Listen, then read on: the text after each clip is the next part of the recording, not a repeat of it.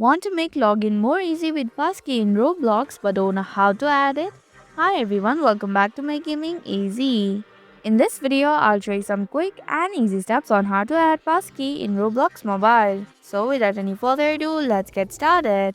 Begin by tapping on the More button from the bottom right corner. Next, tap on the Settings button. Now click on the Account Info button.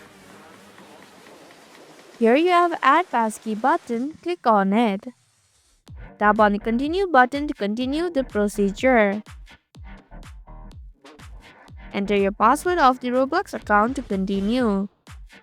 Now tap on the Verify button. And that's how you can add Passkey in Roblox Mobile. Thank you for watching Make Gaming Easy. Hope this video was helpful. If it was, then hit the like button and comment down if you have any questions or feedback. Also, if you're new to our channel, subscribe and hit the bell icon so that you don't miss upcoming videos.